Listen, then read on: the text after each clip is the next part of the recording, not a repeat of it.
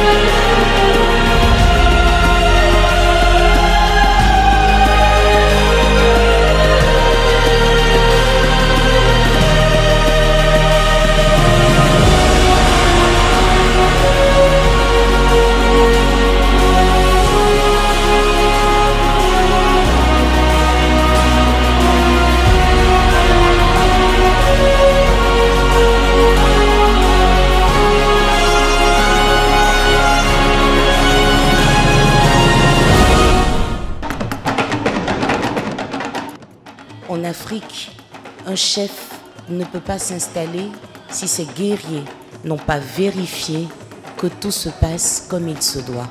Voici donc les guerriers de la Journée mondiale de la culture africaine et afro-descendante.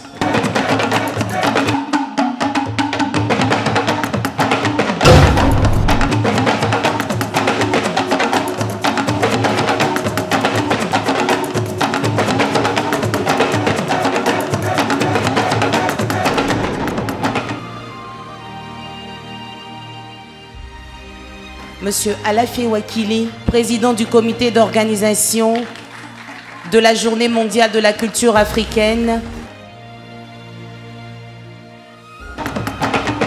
Monsieur le représentant du ministre de la Culture et de la Francophonie, président de cette cérémonie, représentant le haut patron de la Journée mondiale de la culture africaine. Excellences, Mesdames et Messieurs les ambassadeurs, chefs de mission diplomatique accrédités en Côte d'Ivoire, Monsieur le Président du Réseau africain des promoteurs et entrepreneurs culturels, RAPEC, initiateur principal de la Journée mondiale de la culture africaine et afrodescendante, Monsieur le Président du comité d'organisation de la JMCA Abidjan 2020, Mesdames et Messieurs les représentants des ministères et institutions, distingués chefs traditionnels et hommes religieux, chers confrères de la presse nationale et internationale, très chers amoureux de l'Afrique et de sa culture, honorables et distingués convives, en vos rangs, grades et qualités respectifs, Mesdames, Mesdemoiselles et Messieurs, bonjour. Bonne et heureuse année 2020 dans la paix, pour que continue de briller notre belle et riche culture africaine. Bienvenue à la cérémonie officielle de la Journée mondiale de la culture africaine et afrodescendante à Abidjan. Le 20 novembre 2019, la conférence générale de l'UNESCO a adopté à l'unanimité la Journée mondiale de la culture africaine et afrodescendante. Le 24 janvier est la date symbolique choisie par l'ONG RAPEC en hommage à l'Union africaine qui avait précédemment adopté le 24 janvier 2006 la Charte de la reconnaissance culturelle africaine. Lancée officiellement en 2014, cette journée mondiale du 24 janvier a été véritablement matérialisée par l'ONG RAPEC et chaque année, une ville est choisie pour en faire le chef-lieu officiel de la célébration de la culture africaine. Cette année, la ville d'Abidjan est à l'honneur pour la première édition de cette journée mondiale de la culture africaine et afrodescendante depuis sa consécration officielle par l'UNESCO. Au cours de cette cérémonie, la chefferie traditionnelle procédera à la libation. Nous écouterons des allocutions suivies de prestations artistiques avant de suivre une communication sur le thème « Utilité de la valorisation et promotion de la culture africaine ». Puisqu'on sait davantage pourquoi nous sommes là aujourd'hui, procédons à la libation de la chefferie traditionnelle représentée par le notable abbé Amon Théophile de la chefferie d'Ugbo d'Anoumambo, représentant le chef du village Gangan Akadje Nicodème. Oui, dit Bromanke. D'accord. Oui, donc, à côté de nos pères. C'est ça, il y a du repos faux. Et des tchèques qui béquillent, le dia, le qui s'est mort au botelolé, le on s'est mort au botelolé, on s'est abattu, le yé. C'est ça, le yé. Mais mon logo, et vous c'est l'eau. Et des dia, d'accord. Et tchèques, moi qui m'y a, on s'est mort, on m'y a, moi qui a, c'est à dire, le mien. À couper l'eau, d'accord. Mais nous le quoi. C'est ça. Au bout de quoi? Et nous, pop. Ok, oui, bah. Le bouton, bah, le coup, amen.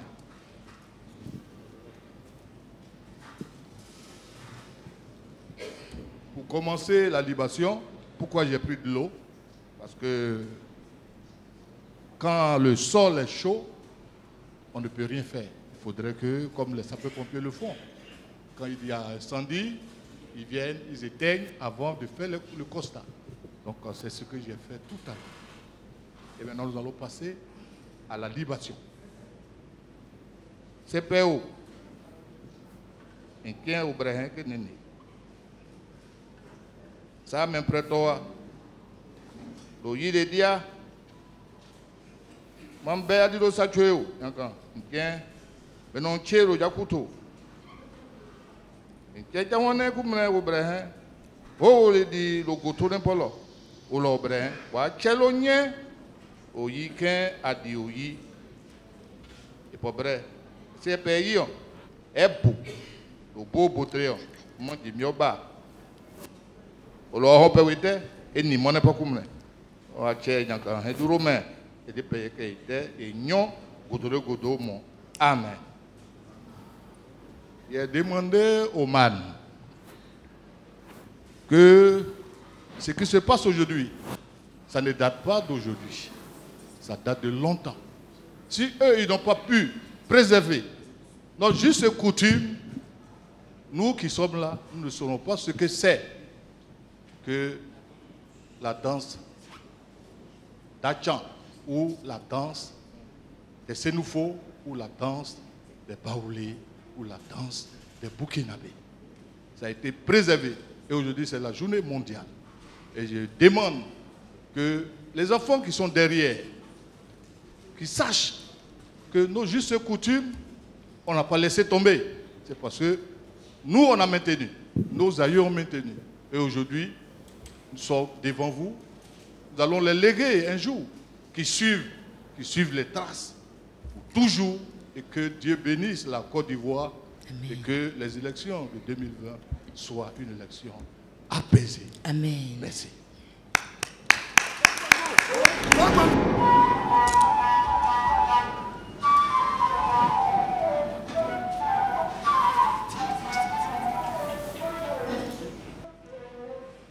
L'homme maître guide la vie et Dieu le Créateur œuvre pour l'accomplissement. C'est le pari du ciel, le ciel qui a vu la naissance de la terre qui a vu la naissance de l'homme, l'homme a la parole par laquelle toute chose a été conçue. Je suis la parole. Je suis Geisoko Dibaglion. Je viens de la tribu des Sbiao, ceux qui imposent le silence au bruit par la force de la parole. Je détiens la parole de l'éclair, la parole d'eau, la parole de feu. Et ma parole chante, danse, rit au rythme auréolé de la flûte. Instrument téméraire de l'Afrique ancestrale. Ma parole a parcouru 100 villages sans s'asseoir à l'ombre d'un feuillage. Et c'est par cette parole gerçante et virile, à la fois douce et doucereuse, que je vais vous faire voyager. Chez nous, quand un parolier parle, la flûte résonne.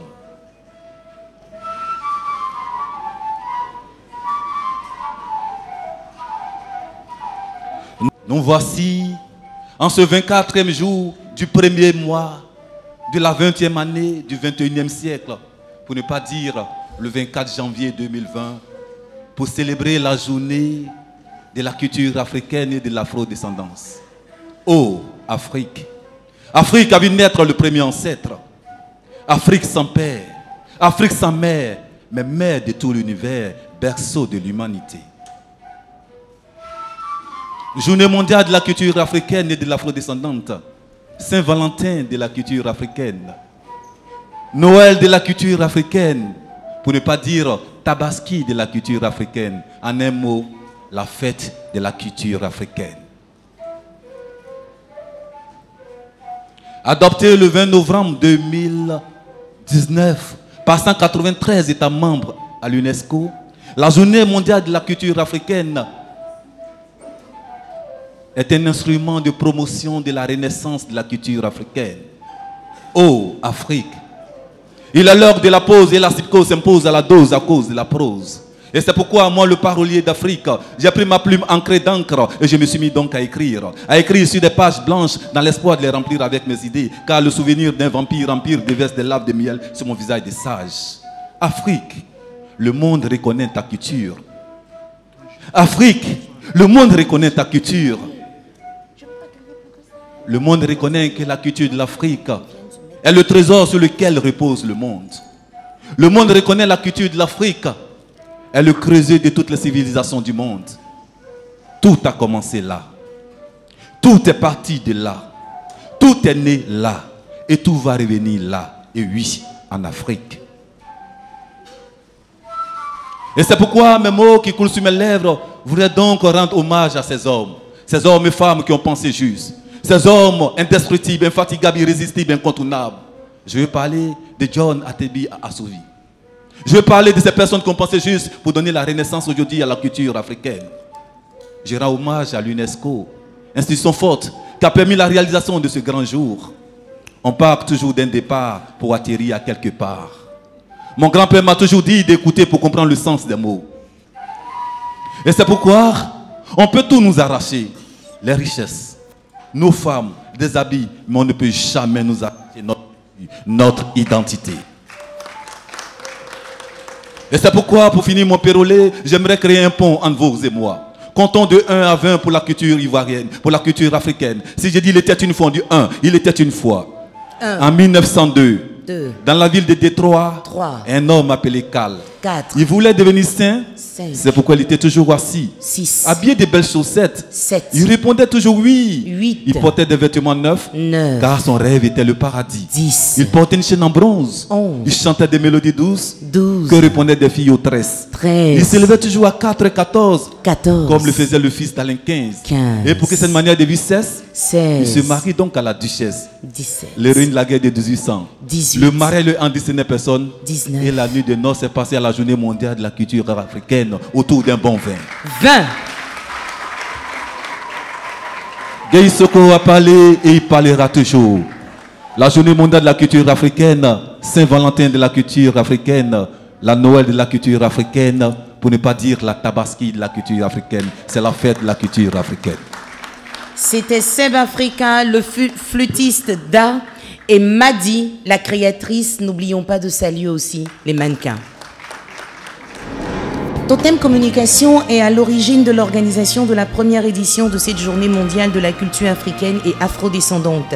C'est pourquoi je vous prie de recevoir maintenant pour son allocution son directeur général du quotidien L'Intelligent d'Abidjan et directeur général du site d'information édité en France Afrique Presse, Monsieur Alafé Wakili. Merci. Je vais commencer en présentant toutes nos excuses pour le désagrément et l'héritage. J'aurai l'occasion d'y revenir. Monsieur le représentant de Monsieur le ministre de la Culture et de la Francophonie, qui est le président de la cérémonie et qui est en même temps le représentant de son Excellence Monsieur le Premier ministre, qui est le haut patron de la cérémonie. Donc vous êtes là aujourd'hui à plusieurs titres. Merci d'être à nos côtés. Monsieur le président du RAPEC, cher frère John Dossavi Alipoté Aïté, monsieur le conférencier du jour, cher professeur Yacouba Konaté, directeur général du Massa, Monsieur Victor Yapobi, vous êtes là ici en tant qu'amoureux de la culture et citoyen. Maman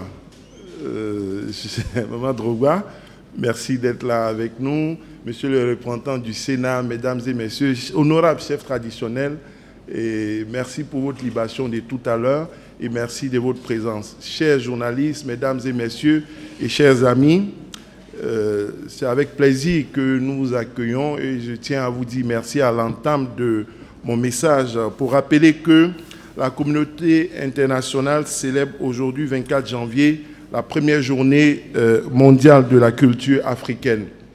Comment est née cette initiative et quelle en est la portée?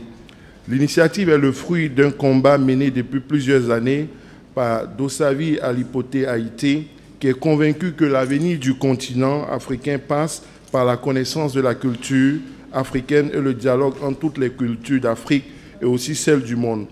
Pour lui, l'Afrique existe avant la colonisation et elle n'est réductible ni à la tradition, ni à l'exhaustisme, ni au modèle colonial qui a construit des villes blanches ou bien les villes noires dont les forces en mouvement ont toujours fait évoluer nos sociétés.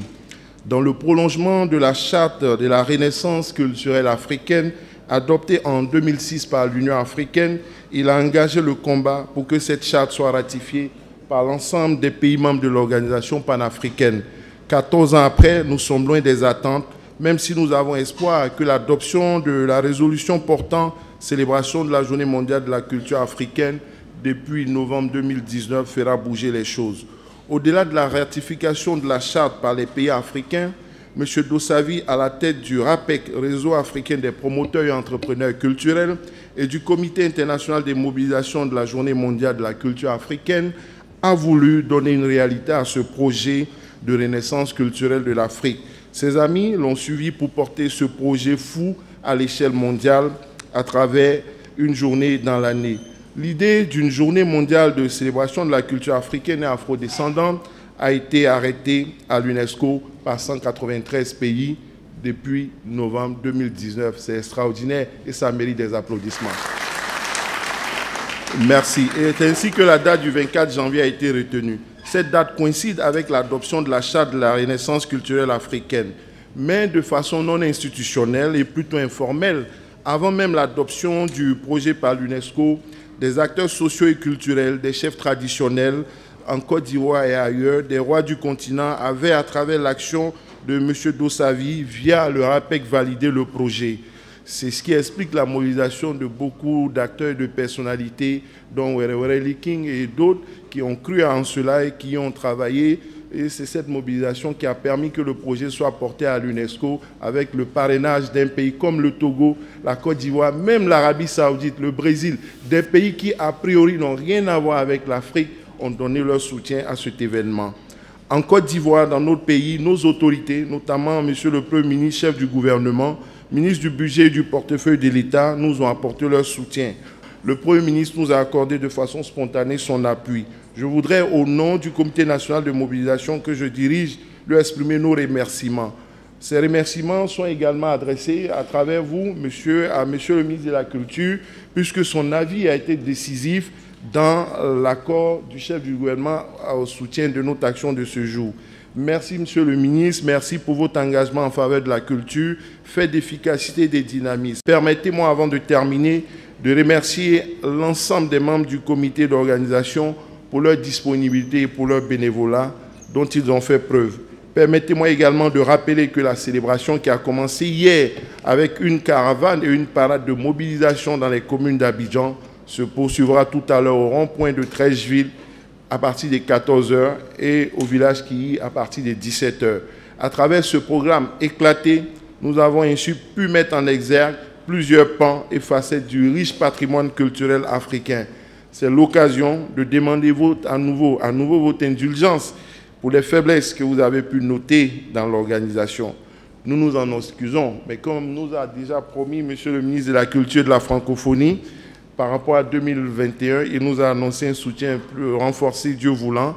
Nous nous permettons de prendre l'engagement que nous ferons mieux lors de la deuxième édition officielle de la célébration de la Journée mondiale de la culture africaine et afrodescendante.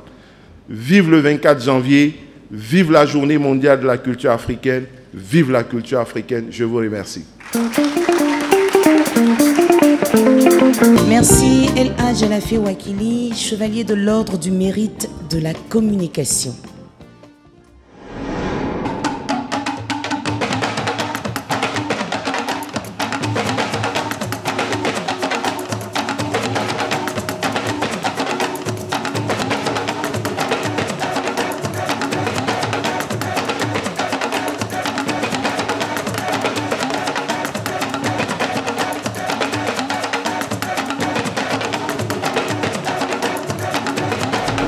Écoutons l'Afrique s'exprimer à travers ce groupe d'artistes qui fait la fierté de la Côte d'Ivoire, les descendants de Sakolo. Yoloka chokpaku imeo, Yoloka chokpaku imeo, noya postroli. Yoloka chokpaku imeo, Yoloka chokpaku imeo, noya postroli.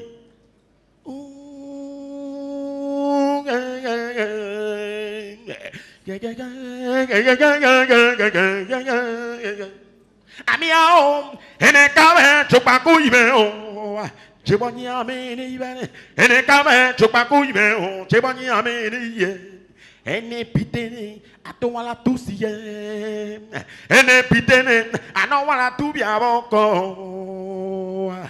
yoloka chokpaku imeo, yoloka chokpaku imeo, noya postroli. Africa, Mama Africa, terre d'espérance, Afrique bénie de Dieu et unie. Africa, Mama Africa, terre d'espérance, Afrique bénie de Dieu et unie. Afrique, oh Afrique, Afrique il a wonyo aïe. Afrique, oh Afrique, Afrique il a wonyo aïe. Afrique il a wonyo aïe. Mani Afrique va tomber. Africa. Oui, Mama Africa. Tu es le berceau de l'humanité.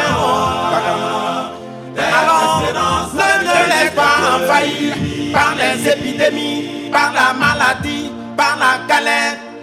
Oh Afrique, je dis bien réveille-toi Africa. Car tu es le berceau de la vie, berceau de l'humanité, est mon Afrique. Afrique, terre d'accueil, Afrique, terre d'hospitalité, Afrique, terre d'espérance, terre de bras valides. Mon Africa se meurt, dévisagé par ses propres fils, avec la complicité des intérêts extérieurs. Je dis non, non, non, non à cette Afrique-là.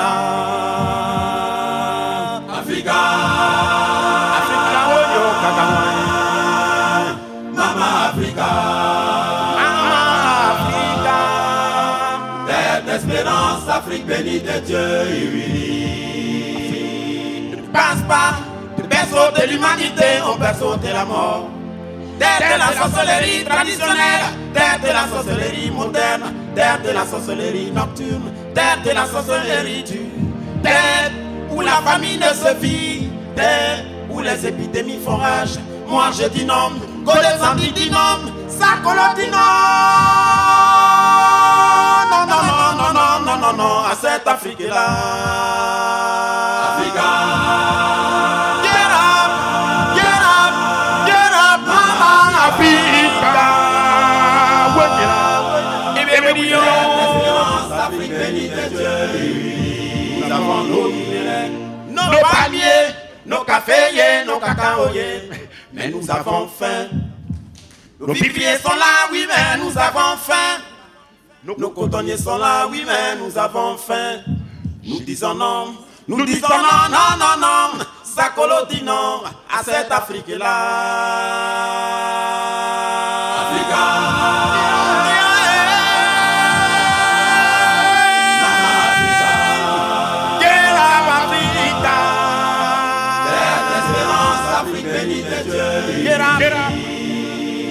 L'Afrique a des richesses comme le pétrole, l'or, le diamant, le café, le cacao et le bois. Mais malgré toutes nos richesses, l'Afrique est pauvre et malade et vit de nombreux fléaux. La guerre, les coups d'État, le paludisme, le sida, les déchets toxiques et la malnutrition et le bas salaire.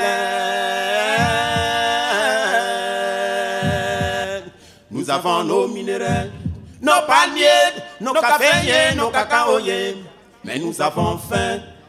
Nos vivriers sont là, oui, mais nous avons faim. Nos cotonniers sont là, oui, mais nous avons faim. J'ai dit non, j'ai dit non, non, non, non. J'ai dit non à cette Afrique-là. Nous sommes les fils qui voyons l'humiliation de Maman Africa.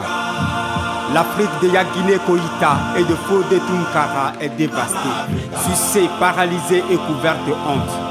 On se tait, notre douleur ne nous quitte pas. On parle, notre douleur ne se calme pas. Et Dieu, l'Afrique est-elle parvenue au terme de ces années que nous sachions combien elle est éphémère? Sinon, Ewiri Africa, lève-toi Africa, get up Africa. J'ai dit non, j'ai dit non, non, non, non. J'ai dit non à cette Afrique-là. Que Dieu vous bénisse.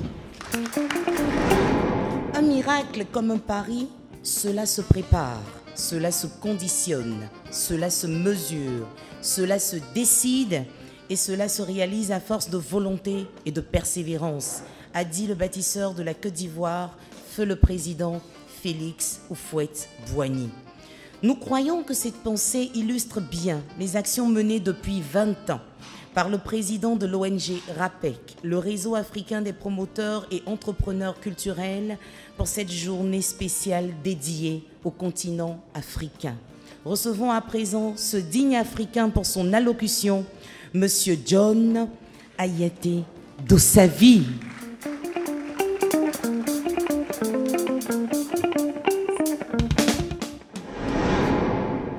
Dis donc, je ne sais même pas par où commencer.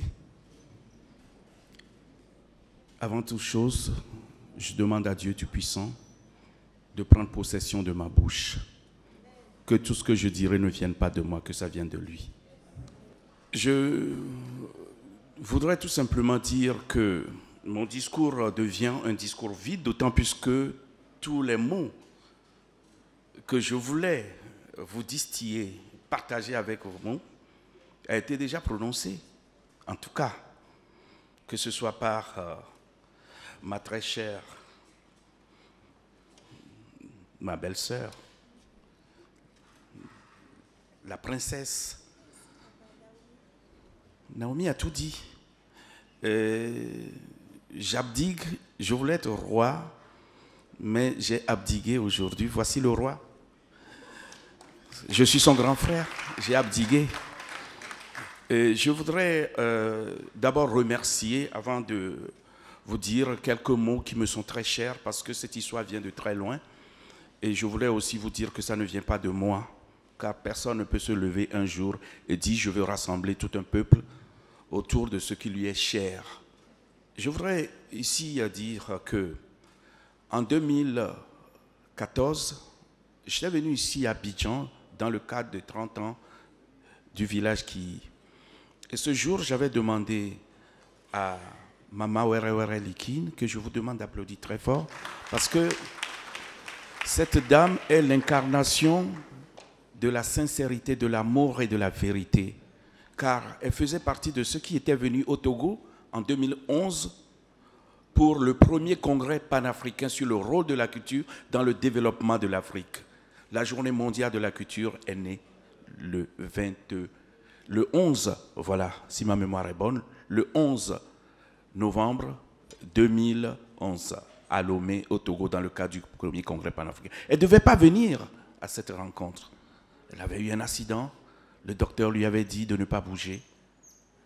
Elle a dit, pour rien au monde, je ne peux rater cette occasion historique, cette rencontre historique, et je dois être à Lomé pour le premier congrès panafricain sur la place de la culture dans le développement de l'Afrique. C'est pour ça que je me suis dit, partout où je serai, je lui rendrai hommage, parce que rendre hommage à titre posthume est quelque chose qui me dérange beaucoup. Et je n'aime pas qu'après qu'on tresse des lauriers à ceux qui, dans leur vivant, ont donné les meilleures fèves de leur vie. Et j'avoue bien évidemment que sur notre continent, on sait le faire.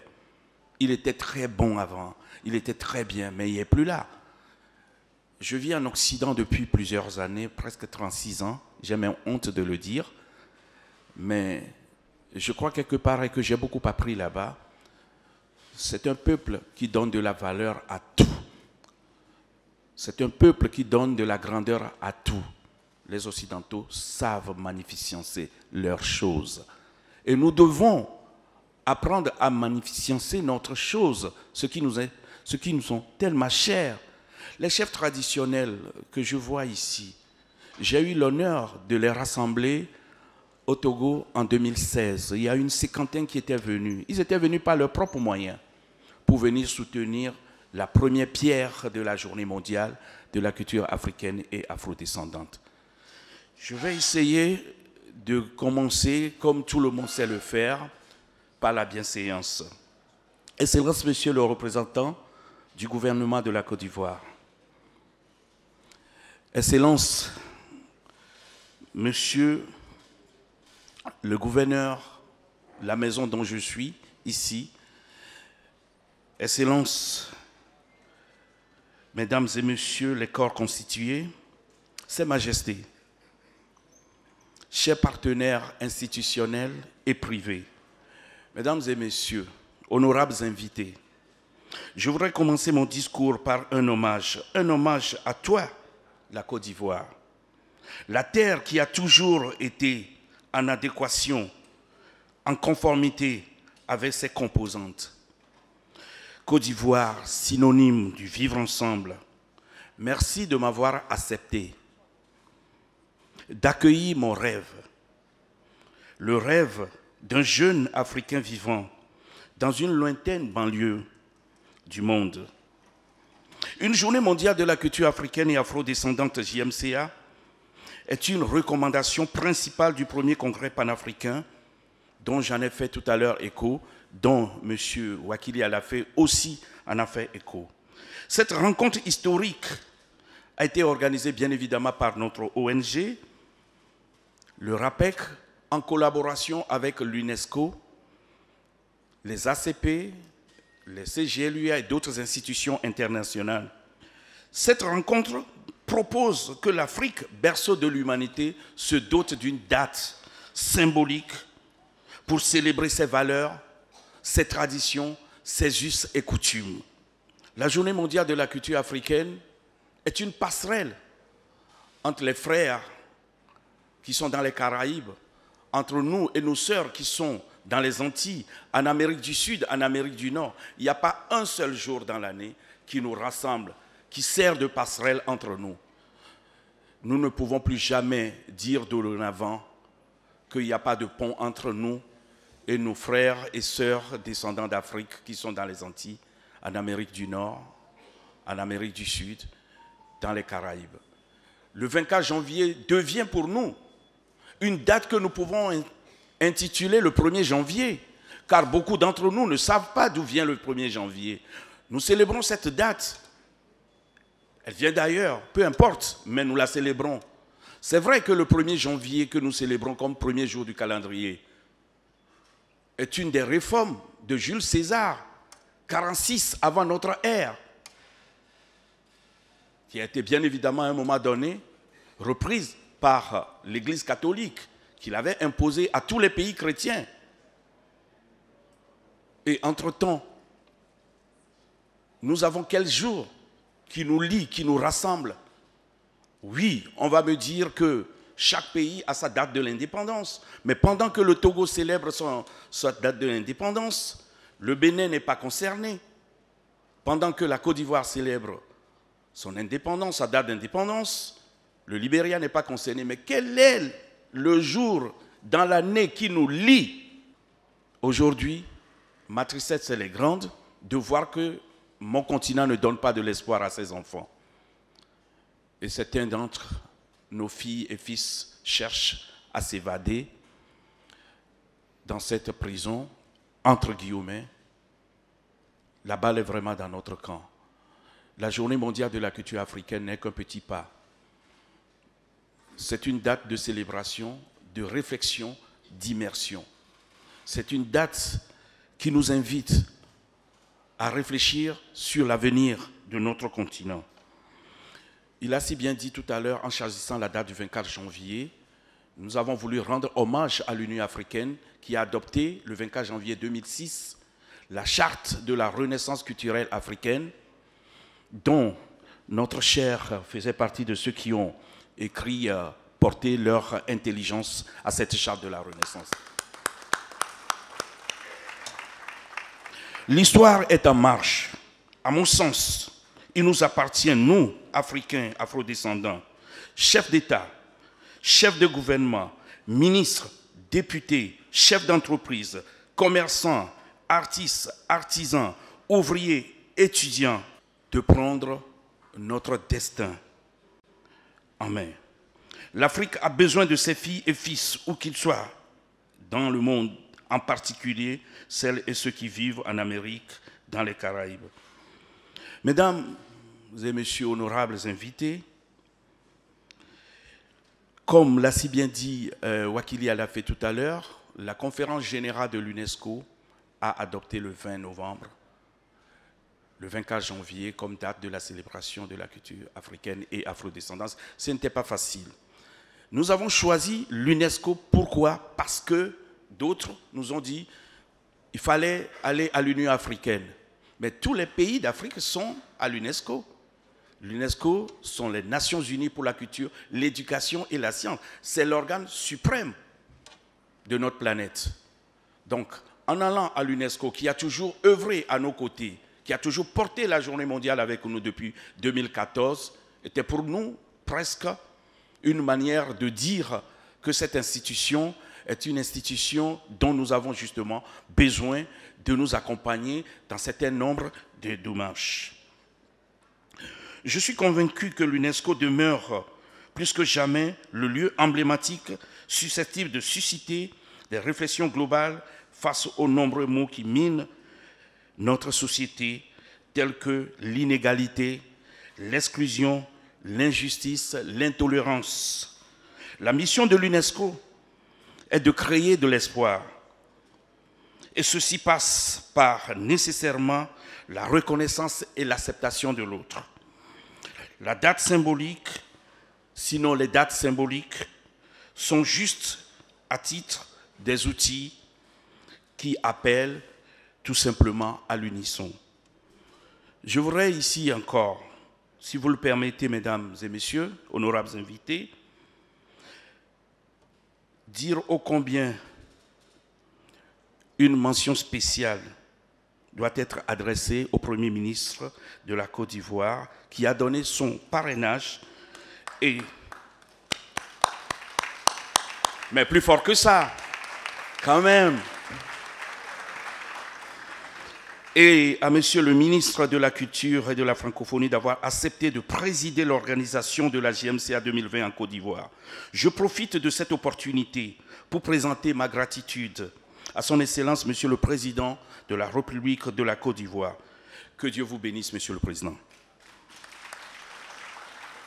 Au nom de tous mes compagnons de route et à mon nom personnel, je tiens solennellement à remercier mon cher frère, j'ai abdigué, Monsieur Wakili Alafé. Vous êtes l'incarnation de vivre ensemble, Wakili Alafé. Nous sommes fiers de vous. Monsieur Wakili Alafé représente tous les points focaux de la journée mondiale de la culture africaine et afrodescendante. Applaudissez-lui, franchement. Je voudrais ici vous dire que la Journée mondiale de la culture africaine ne sera pas efficace si nous ne l'endossons pas à quelque chose de très puissant. C'est pour ça que le comité de mobilisation pour la Journée mondiale de la culture africaine et afrodescendante ont mis sur pied un prix qui s'intitule le prix Kekeli, un prix pour la paix, le vivre ensemble et la cohésion sociale, qui est endossé à la Journée mondiale de la culture africaine et qui est décerné chaque année pour rendre hommage à celles et ceux qui œuvrent pour le vivre ensemble, la paix entre les peuples et la cohésion sociale.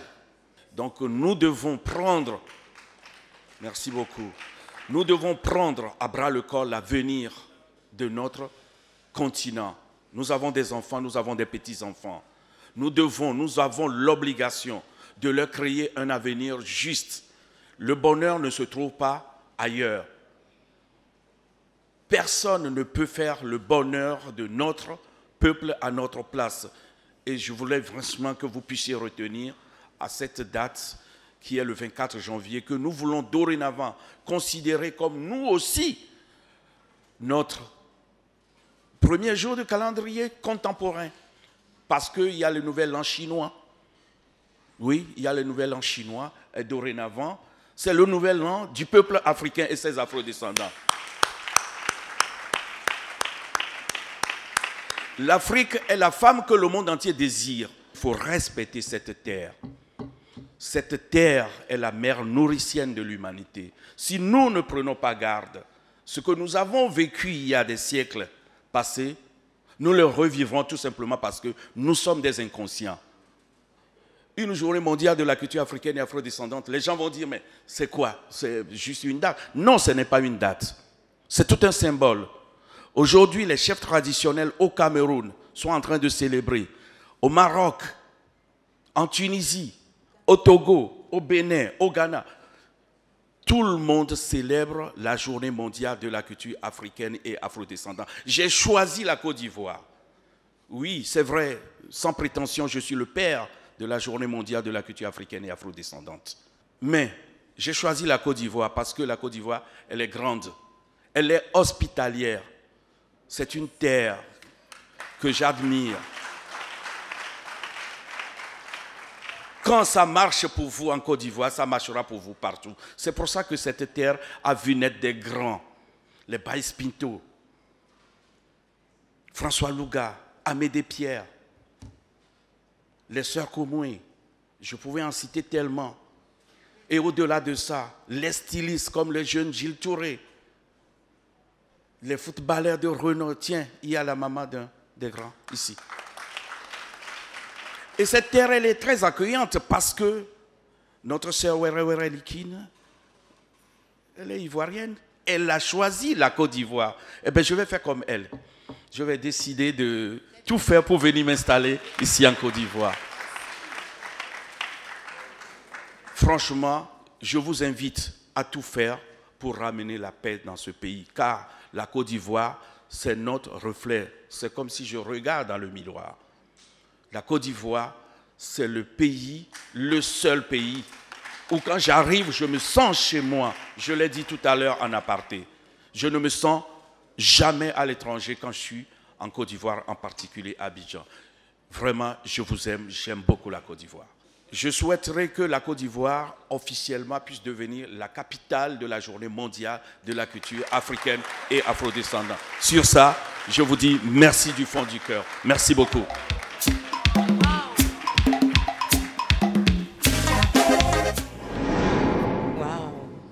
Je suis fière d'être africaine, hein, et vous? Oh là là, l'Afrique. Cette première édition officielle de la Journée mondiale de la culture africaine et afrodescendante est placée sous le thème « Utilité de la valorisation et promotion de la culture africaine ». Et pour nous aider à méditer sur ce thème, écoutons la communication du professeur Yacouba Konaté, directeur général du marché des arts et du spectacle africain, le Massa. Monsieur le représentant du ministre de la Culture et de la Francophonie, distingués chefs traditionnels, Monsieur le Président du RAPEC, Monsieur Victor Yapobi, Monsieur le Président du Comité d'organisation, Monsieur Dogo, Madame la Reine-Mère, Warawara Liking, Maman Drogba, honorables invités, Mesdames, Mesdemoiselles et Messieurs, c'est un honneur pour moi d'avoir été invité à parler à cette tribune. Alors, le thème principal, c'est valorisation de la culture africaine, et si je devais faire une communication en bonne et due forme, je devais prendre le temps d'en définir les notions, ce que je ne ferai pas vraiment ici, sauf à dire qu'il me semble important de conjuguer la notion de culture africaine avec l'élément de sa diversité. L'autre terme qui me paraît important à analyser ou en tout cas à évoquer, c'est la notion de valorisation. Parce que le sujet qui m'a été proposé, c'est la problématique de la valorisation de la culture africaine. Mais je pense que ce thème appelle lui-même une question: d'où vient le besoin, d'où vient l'idée que l'Afrique, la culture africaine a besoin d'être valorisée? Quels sont les enjeux d'une telle demande? Alors je pense que la question se pose parce que les épreuves de l'histoire ont sémé le doute dans nos esprits. L'esclavage, la colonisation, la néocolonisation, tous ces processus et bien d'autres ont encouragé la fuite des bras valides, mais aussi la fuite des cerveaux. Tout à l'heure, le président du RAPEC évoquait la nouvelle forme de traite atlantique dont nous sommes devenus nous-mêmes les principaux acteurs. Et je pense que le doute aussi s'est installé parce que nous marquons beaucoup de difficultés sur ce qu'on pourrait appeler les routes du développement. Tout le monde sait que dans les années 60 à 63, la Côte d'Ivoire était aussi mieux classée en indice de développement que la Corée du Sud, et maintenant nous sommes loin derrière.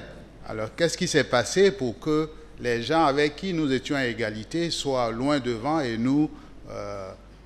Bref, je pense que c'est toutes ces questions, c'est toutes les pratiques de régression que nous avons connues, qui passent par les processus de démocratisation inachevés, qui passent par les commissions de réconciliation ou les processus de réconciliation bâclés, qui passent par les tentations monarchiques que nous remarquons ces derniers temps, mais qui passent aussi par nos modèles de développement, qui passent par le démantèlement de ce qu'on pourra appeler les politiques publiques à l'issue de la crise des années 80, qui nous a conduit à accepter parfois des programmes d'ajustement structurel qui ont fait que la santé qui était donnée gratuitement dans nos hôpitaux aujourd'hui est une denrée qu'il faut payer.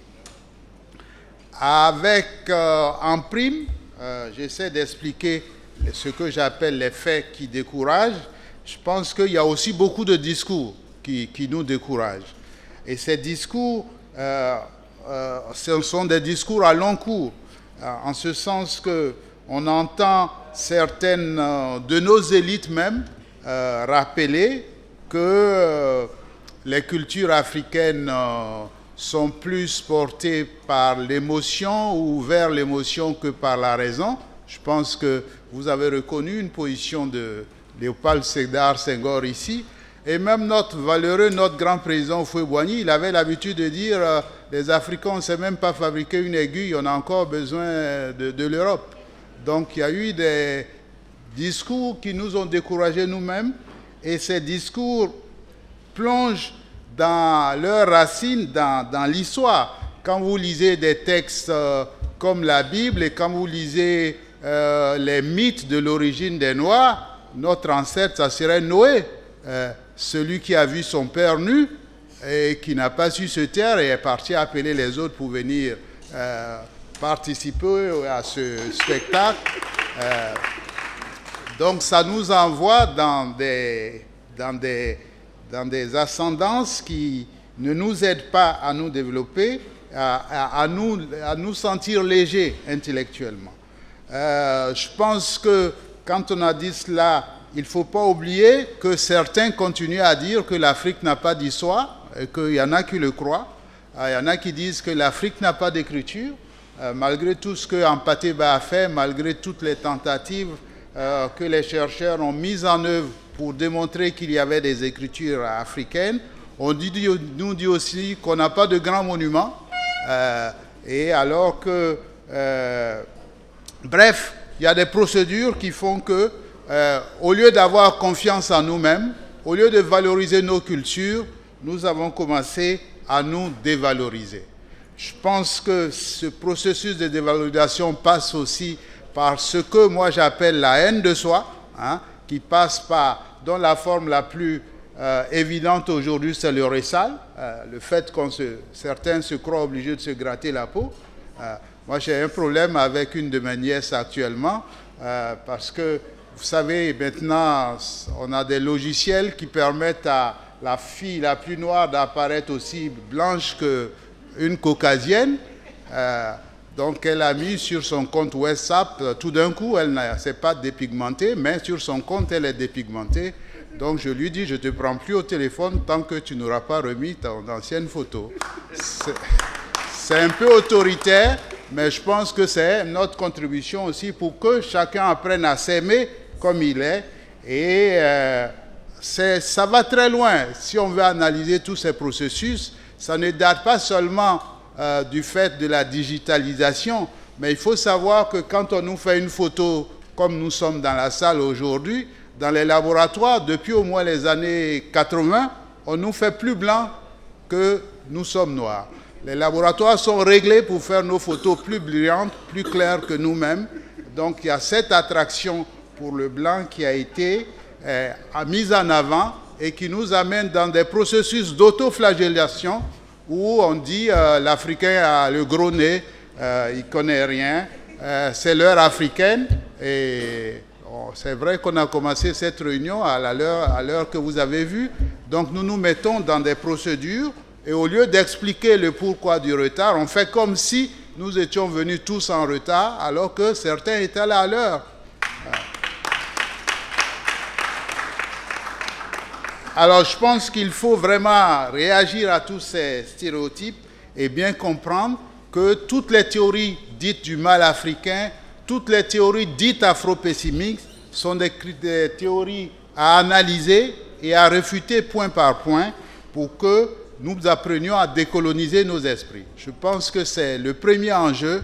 Il faut que, si on veut valoriser la culture africaine, il faut qu'on apprenne d'abord à décoloniser nos esprits. Et ce n'est pas seulement nos esprits en Afrique qu'il faut décoloniser, il faut décoloniser aussi l'esprit des Occidentaux sur l'Afrique. Et ça veut dire que notre décolonisation ne sera jamais achevée tant que nous n'arriverons pas également à induire, à expliquer à ceux qui ont appris à nous nommer que nous ne sommes pas ce qu'ils sont, parce que, comme le disait Césaire, il n'est point vrai que l'Afrique n'ait rien apporté à l'humanité. Donc, c'est ce processus qu'on appelle l'aliénation, c'est-à-dire le retournement de l'énergie que nous produisons, le retournement de notre travail contre nous-mêmes. Nous sommes parfois assouvis, je ne sais pas comment dire ça, assaillis, retournés, soumis, dominés par les produits de notre propre travail. Et nous travaillons dans les champs, mais ce n'est pas nous qui profitons des meilleurs rapports de nos produits. Alors, je pense qu'une fois qu'on a dit tout ça, puisqu'il faut aller vite, ce que j'aimerais dire, c'est que la valorisation de la culture africaine est importante, elle est essentielle parce que ça porte des enjeux d'autoconnaissance. Quand je dis autoconnaissance, j'ai l'envie de citer une grosse parole bambara. Les bambara disent que « dis donc kafsani sodon » mais il y aurait donc kafsani nbeye. La traduction donne à peu près ceci: savoir nager est plus important que de savoir monter à cheval. Mais se connaître soi-même est meilleur que tout cela. Ce qui revient à dire que si nous voulons nous valoriser ou valoriser les cultures africaines, il faut d'abord apprendre à se connaître. C'est pour cela que le travail que nos chefs traditionnels font, ceux qui sont devenus les gardiens de la tradition, c'est un travail à souligner et c'est un travail qui passe essentiellement par une réflexion et une nouvelle maîtrise des langues nationales. Parce que tous les linguistes, tous les philosophes vous le diront, la langue c'est l'habitat de l'être. C'est dans la langue que l'être se dit, et si vous ne maîtrisez pas votre propre langue, vous ne pouvez pas énoncer et mettre quelque chose en direction de l'univers. Vous pouvez répéter des choses, comme vous dit. Par exemple, prenons la notion de valorisation. Si on nous demandait de dire comment ça se dit valorisation dans nos langues respectives, il y a beaucoup qui seraient embêtés. Il y a beaucoup qui seraient embêtés de le dire. De la même manière, quand on parle de démocratisation, comment ça se dit démocratisation dans nos langues?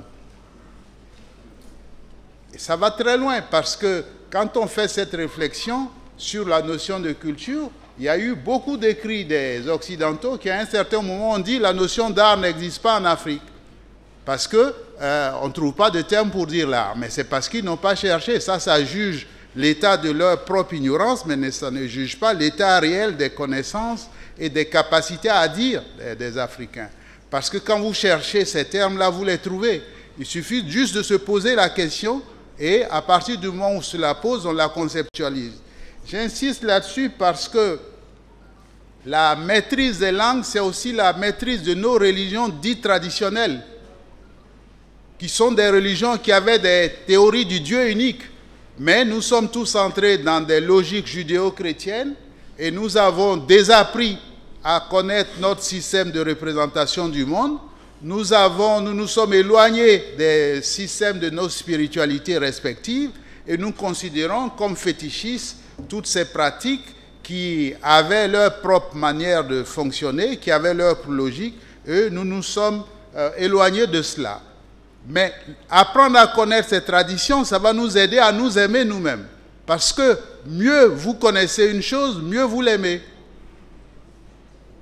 Donc, les enjeux de la valorisation sont des enjeux de connaissance, mais c'est aussi des enjeux de reconstruction de l'estime de soi. Je pense que ces enjeux de connaissance doivent être aussi bordés par la lucidité. Nous ne devrons pas regarder nos traditions, nos cultures précoloniales comme étant des perles, parce que dans ces cultures, il y a des valeurs supérieures, mais il y a des valeurs aussi qui sont inférieures. Il y a des choses qu'il faut refuter ou il y a des choses qu'il faut corriger. Je vous donnerai juste un exemple très banal. Ceux qui ont la chance d'avoir plusieurs enfants savent qu'en Afrique, il y a le droit d'aînesse et qu'on apprend à pratiquer le droit d'aînesse. C'est facile, quand vous arrivez de voyage, vous avez des cadeaux, vous disposez s'ils sont 3, vous disposez 3 cadeaux, et normalement, c'est l'aîné qui choisit. Et après, c'est le cadet, le plus petit, lui, prend toujours le dernier, c'est-à-dire celui dont les autres n'ont pas voulu. Mais on le fait tous les jours, sauf qu'on ne fait pas attention que ce petit dernier, il commence aussi à trouver que c'est difficile d'être le dernier, de prendre seulement ce que... Alors, une fois qu'on le comprend, on sait, on réfléchit à qu'est-ce que ça veut dire le droit d'aînesse, et puis on se dit maintenant, on va dire à l'aîné, puisque tu es l'aîné aujourd'hui, c'est ton droit, tu dois te réserver, tu laisses le petit choisir, et ensuite on change l'ordre de temps à autre. Hein? Mais il y a beaucoup de sociétés, il y a beaucoup de familles où on fait fonctionner cela sans se poser les vraies questions. Je pense que la connaissance de soi porte aussi des enjeux historiques. C'est pour cela que je me réjouis que le contexte où nous travaillons aujourd'hui porte sur les afro-descendants. Donc ça pose la problématique des diasporas. Les diasporas qui sont considérées par l'Union africaine comme étant la 6e partie du continent. Parce que normalement, les réunions de l'Union africaine ne peuvent plus se tenir valablement sans faire un rapport à nos diasporas. Donc je pense que c'est quelque chose que nous devons tous intégrer. Quand on dit diaspora, on pense aux diasporas anciennes. Mais il faut penser aussi aux nouvelles diasporas. Parce que qui ici n'a pas un de ses parents à l'étranger? Qui ici n'a pas un de ses enfants qui est, à somme de ses neveux ou dans ses lignages, qui est devenu Canadien du jour au lendemain, ou qui est maintenant Français?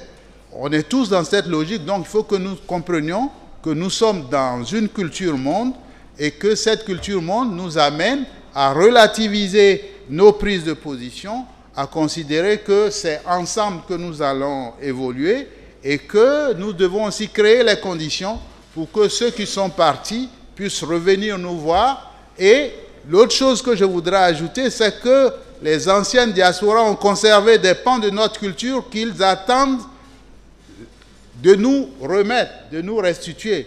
Ils ont conservé des langues, ils ont conservé des traditions, parfois de manière plus méticuleuse que nous, et ils souhaitent qu'on aille les rencontrer pour voir comment nous allons mettre en mouvement tout cela. Donc je pense qu'il est impératif de tisser le lien avec les diasporas. Donc je pense globalement que connaître l'Afrique aidera les Africains à mieux aimer le continent et à mieux s'aimer, comme je l'ai déjà dit, mais je crois que la connaissance en elle-même est une valeur et que cette valeur-là produit aussi de la plus-value. Quand on dit valoriser, il s'agit de créer de la valeur. Donc quand on connaît, on produit de la valeur. Moi, je pratique la critique d'art. Chaque fois que j'écris sur l'œuvre d'un peintre ou d'un musicien, j'ajoute mon travail à son travail. Je produis de la plus-value. Parce que à partir du moment où vous avez une certaine dose d'écriture, vous avez une couche d'écriture, vous pouvez vous en prévaloir pour vendre vos tableaux plus chers. Donc je pense qu'il faut continuer ce travail, mais il faut également réfléchir sur les nouvelles modalités du dire. Tout à l'heure, on a eu affaire à un conteur ou à un maître de la parole qui a fait ce qu'il a fait selon des normes qui étaient variées. Mais il faut vraiment réanalyser le savoir-dire. Qu'est-ce que ça veut dire aujourd'hui, par exemple, dire les contes à nos enfants? Est-ce que je dois dire les contes à ma petite fille comme moi, ma mère me les a contés? Est-ce qu'elle serait réceptive par ce type de rhétorique? Est-ce que si ces contes étaient présentés plus ou moins comme du rap, ça ne serait pas plus efficace? Il faut réfléchir aux modalités de la transmission. Il ne faut pas transmettre les choses telles que nous les avons reçues, il faut les adapter. Mais à mon avis, on peut réfléchir aux modalités d'adaptation qui soient conformes aux rhétoriques, aux modèles de base. J'insiste également sur le savoir montrer, savoir dire, savoir montrer, c'est-à-dire la scénographie. Si vous montrez, tout à l'heure on a vu un spectacle, on l'a montré dans des conditions qui étaient pour moi limites. Si on les avait un peu surélevées, je veux dire qu'on peut, le même spectacle, on peut le montrer et créer de la plus-value là-dessus. Et c'est un travail d'ensemble qu'il faut faire parce que y a dans le domaine de l'art ce qu'on appelle la valeur d'exposition. Pourquoi une chemise ou un pagne que vous achetez au marché d'Adiamé, vous l'achetez moins cher que lorsque le pagne est exposé au World Trade Center? Tout simplement parce que la valeur d'exposition a changé. Donc la valeur d'exposition crée aussi une plus-value et je pense que nous avons vraiment une responsabilité, surtout je m'adresse aux créateurs, d'avoir cette valeur d'exposition.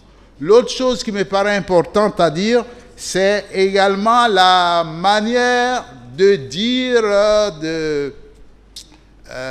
je pense que je l'ai déjà dit plus ou moins cela, mais ce que je veux dire, je pense à un auteur, vous savez, vous ne pouvez pas ouvrir la télévision un jour sans avoir un film sur la guerre, les Allemands et les Français, les nazis et les Juifs. Ce n'est pas possible de regarder la télévision une semaine sans tomber sur l'un de ces films. C'est très bien pour eux. Mais il y a combien de films sur nous, notre propre histoire, sur nos propres histoires? On n'a pas encore atteint la puissance de production. Mais le jour où on va développer cette puissance de production, il me semble important de comprendre qu'il ne s'agit pas seulement de faire des exposés d'ordre didactique, mais il faut raconter des récits qui permettent aux gens d'entrer dans votre histoire. Parce que ce qui est intéressant avec ces films, c'est que même si vous n'êtes pas juif, une fois que vous commencez à regarder, vous vous retrouvez entraîné là-dedans. Donc il faut qu'on développe aussi dans nos textes, dans nos films, une puissance attractive du récit qui nous permettra d'entrer. Ça suppose que nous puissions développer ce qu'on appelle souvent la puissance de la fiction. Alors, l'autre chose sur laquelle j'aimerais terminer, c'est que les élites, les leaders doivent aussi être des exemples, ils doivent être des porteurs des valeurs, des cultures africaines. Et là-dessus, l'exemple vient du haut. Je pense que nos dames ici sont des modèles. Elles ont pratiquement toutes fait leur révolution en termes vestimentaires. Hein? Si vous regardez, vous verrez qu'elles sont moins coincées que nous dans nos habits. Mais les hommes, nos couturiers, ont beaucoup pris de retard. Et nous-mêmes, nous avons du mal à afficher et à assumer le fait qu'il y a des modes africains de se rapporter à nos tissus, à nos vêtements. Et ça, c'est des exemples qui commencent petit à petit à s'imprégner. Et je disais que l'une des choses que nous commençons à mettre en avant en Côte d'Ivoire, c'est cette sorte d'écharpe qui nous amène tous à faire un minimum j'allais dire, je vais vous dire l'idée, et j'en aurais terminé. Ce que je veux dire, pour moi, c'est payer un minimum de dette. Tout simplement parce que c'est par cela que je voulais terminer. Il y a Joseph Kizerbo, le grand historien que vous connaissez, qui a dit qu'on parle souvent de la dette que l'Afrique doit à l'étranger, de la dette extérieure de l'Afrique. Il disait, mais ces dettes sont importantes, mais elles ne sont rien à côté de ce que l'Afrique se doit à elle-même. Et moi, je considère que quand on porte ça, on a payé une petite partie de sa dette. Évidemment, les chefs, quand ils s'habillent comme ils sont, ils l'ont payé. Et c'est chaque jour que chacun doit se poser la question de savoir quelle est ma part de dette envers l'Afrique que je vais payer aujourd'hui. On peut la payer en parlant les langues africaines à ses enfants. On peut la payer en écoutant une musique africaine avant de sortir ou en rentrant à la maison. On peut la payer en mangeant un plat africain. On peut la payer en envoyant un peu d'argent à sa maman, parce qu'on sait tous l'importance de la maman dans nos traditions. Mais chacun doit en prendre conscience et, s'il vous plaît, payons notre dette à nous-mêmes. Je vous remercie.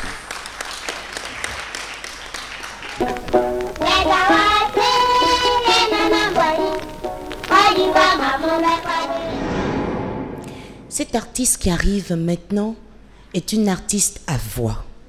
On en retrouve peu de nos jours. Et après Baïs Pinto, elle fait partie des artistes à qui on a envie de dérouler le tapis rouge, non, le tapis royal, le pankita. Écoutez, avec moi, elle est en train de faire sa prière comme avant chaque prestation. Queen est aimée.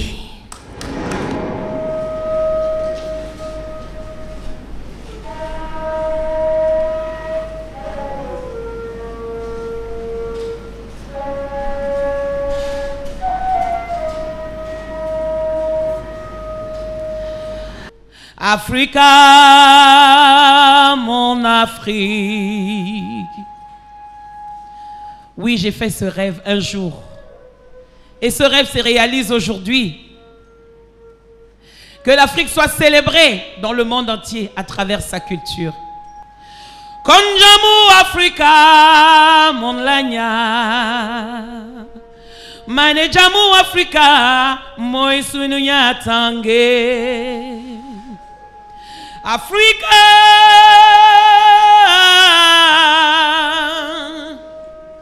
Africa,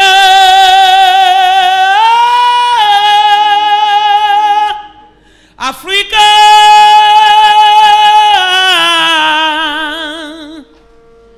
Africa, mon Afrique. Merci beaucoup. Et la suite, rejoignez-nous à Treichville, parce que je pense que nous allons célébrer avec les musiciens là-bas. Et certaines personnes se demandent, mais qu'est-ce que Monsieur Victor Yapobi fait ici, le président du comité? Écoutez, il n'est pas là aujourd'hui en tant que président du comité Miss Côte d'Ivoire.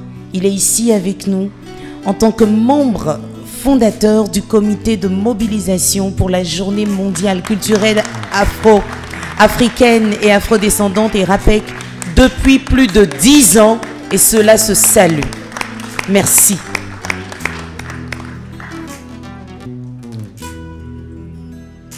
Représentant le président de cette cérémonie, accueillons pour son message le professeur Kofi Toulo, directeur de la formation artistique et culturelle du dit ministère, représentant le ministre de la Culture et de la Francophonie. Mesdames, Mesdemoiselles et Messieurs, c'est au nom de Monsieur le ministre de la Culture et de la Francophonie, Monsieur Maurice Kwaku Bandama, président de cette cérémonie, lui-même représentant le haut patron, Monsieur le Premier ministre de Côte d'Ivoire, Monsieur Amadou Gon Coulibaly, c'est donc en leur nom que je prends la parole.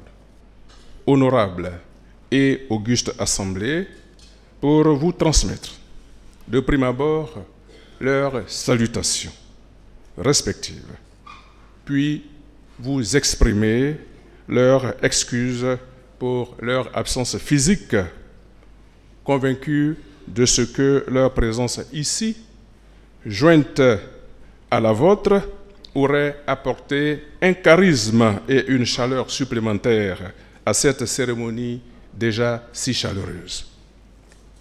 À ce premier rendez-vous officiel de la Journée mondiale de la culture africaine et afro-descendante instituée par l'UNESCO. Aujourd'hui est donc pour nous un grand jour. C'est un jour particulier car notre essence, la culture africaine et afro-descendante, est en fête. Merci à vous tous d'être là, honorables invités, distinguées personnalités. Merci à Monsieur le gouverneur de nous recevoir ici. La question culturelle est une question éminemment ontologique et ce n'est pas le professeur Yacouba Konaté, professeur de philosophie lui-même, qui dira le contraire, car elle pose la problématique de la relation entre l'homme et son être, entre l'homme et son essence, entre l'homme et ses valeurs, ces systèmes de valeurs qui constituent son socle immatériel endogène. Tous les intervenants l'ont subtilement dit et tout à l'heure, le professeur Yacouba Konaté l'a redit en des mots choisis et on ne peut plus clair dans sa communication.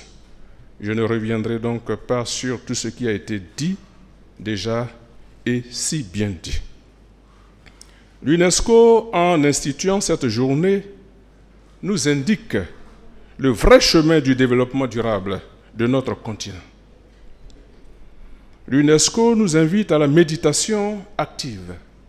C'est pourquoi, par ma modeste voix, l'État de Côte d'Ivoire remercie l'institution onusienne et lui signifie combien les pays du berceau de l'humanité et les peuples africains et afro-descendants lui sont reconnaissants.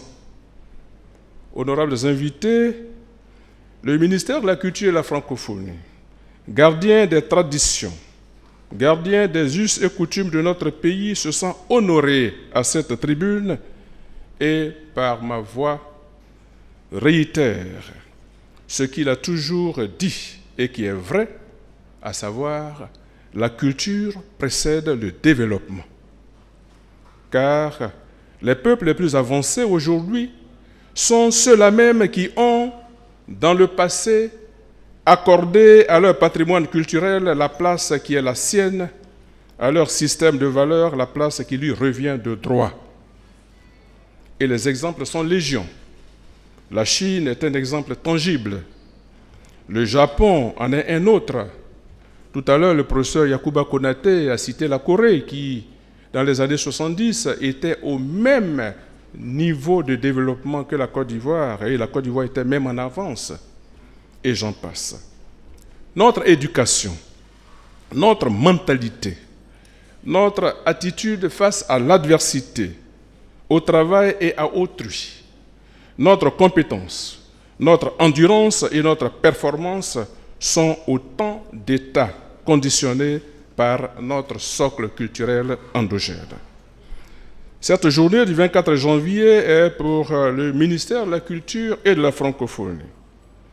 Et son premier responsable, M. le ministre Maurice Kwaku Bandama, une occasion lumineuse à travers laquelle l'UNESCO nous indique le chemin, en nous invitant à l'introspection, car bien souvent, à force de penser que les conditions de notre propre développement sont exogènes, nous ne pensons plus un seul instant que celles-ci sont plutôt enfouies dans notre fort intérieur, dans notre essence primordiale qui se confond avec nous-mêmes.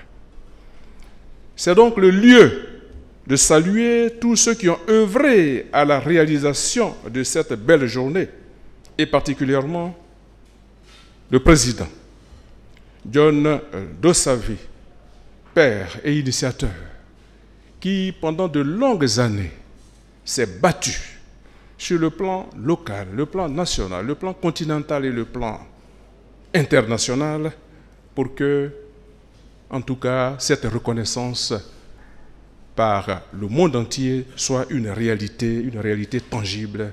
Je souhaiterais que nous l'applaudissions très fort. C'est également le lieu de saluer le comité local,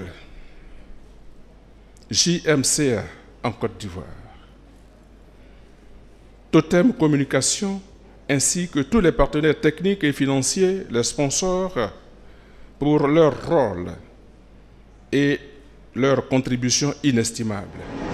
Mesdames, Mesdemoiselles et Messieurs, nous allons nous donner rendez-vous tout à l'heure à 14 h au rond-point de Treichville pour la suite des festivités, avant de nous retrouver chez notre reine-mère adorée, Were Were Liking, à 17 h.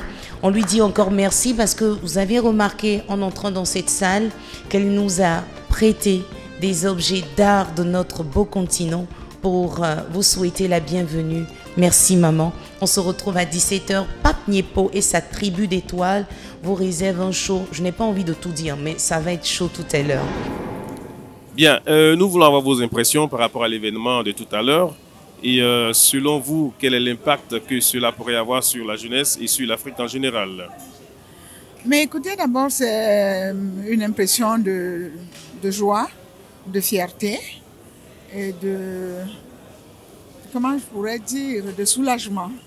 Parce que ça fait quand même un bon moment qu'on se bat pour institutionnaliser cette chose que nous, on célèbre depuis. Nous, on essaie toujours de faire quelque chose ce jour-là en espérant que le monde entier puisse suivre, comme le monde entier suit la Noël, ou le 1er de l'an, ou la Pâques, ou le Ramadan, ou la fête du mouton.